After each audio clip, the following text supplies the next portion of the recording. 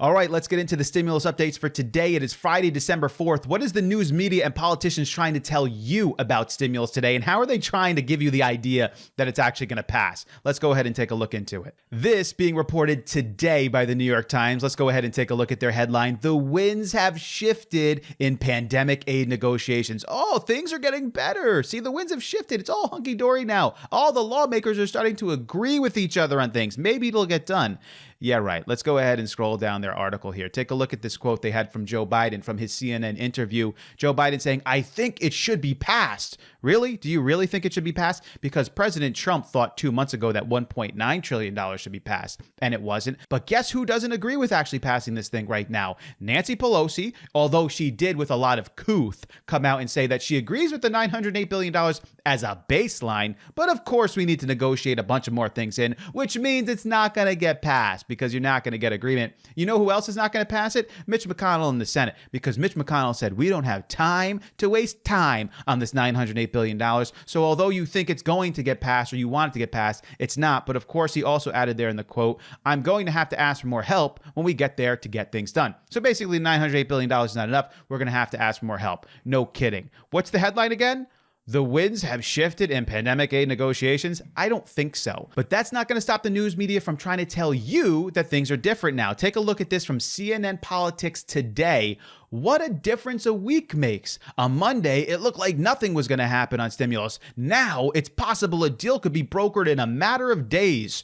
Really? Do you really believe this from CNN Politics? Nobody is going to broker a deal in a matter of days. Neither side is going to be in agreement with this. You have one side who wants more and another side who wants less. How in the world is that possible? Take a look at this quote here from Lindsey Graham.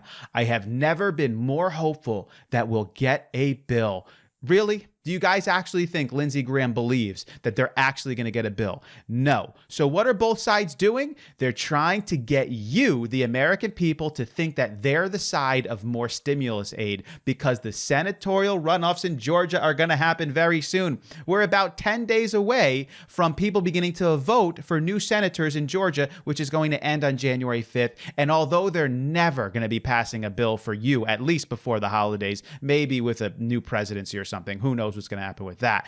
They are not going to pass a bill for you. They're just trying to pretend like they would, so you will vote for them. This coming from Business Insider because, of course, not only do you have to present yourself as the side that's going to pass more stimulus for the people, but then you also have to tell them that the other side, they're the ones who don't want to do it for you. So this is from Business Insider. Trump is holding out on supporting the $908 billion COVID-19 stimulus bill, despite more lawmakers rallying around it. They're having a big kumbaya around a campfire right now. All the lawmakers enjoying the new stimulus proposal. But President Donald Trump, he doesn't want to pass it for you guys. This is what I can tell you, a fact from Donald Trump. 2 months ago, he told Stephen Mnuchin to offer to Nancy Pelosi a $1.9 trillion bill that we here at this channel said they should pass this now. It's got everything in it. 2 months later, now we're down to $908 billion and Donald Trump doesn't want to do that. But all the other lawmakers, they're pretty happy with this thing.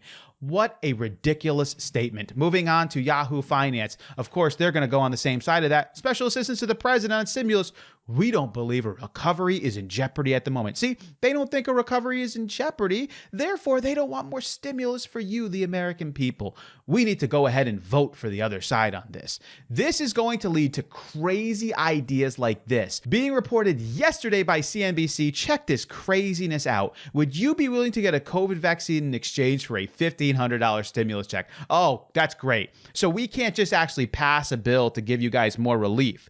We need to make sure that we tie it together with you getting your vaccine. And when are they going to give it to you? Are they going to give it to you after the first shot? They're going to give it to you after the second shot? Which one? Are they going to give it to you at all? This is insane that we would have a media site like NBC even coming up with such an idea, because our lawmakers are so inept that maybe we can combine this with the vaccines and we'll be able to get at least 75% of Americans to agree with it if they can get their stimulus check. If you hear today from the news media sites and the politicians that stimulus is just around the corner, the winds have changed, things are looking good, lawmakers are dancing around a campfire about this thing, everyone wants to do it, but they don't want to do it, they don't want to do it, They're all lying to you. They want your vote in Georgia. They want you to put the senator in place, either Democrat or Republican, whoever you want to agree with. That's what they're doing. But at the end of the day, they're only looking out for themselves. When something really changes and something really happens that's significant,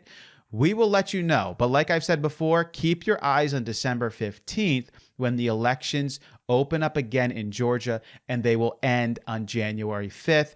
And after we see who gets put into place, we can offer you some better understanding of the reality of what's going to happen. Are we going to be moving one direction or the other? We can let you know at that point. But in the meantime, we'll keep you up to date on all of this new stuff that's being spread out to you.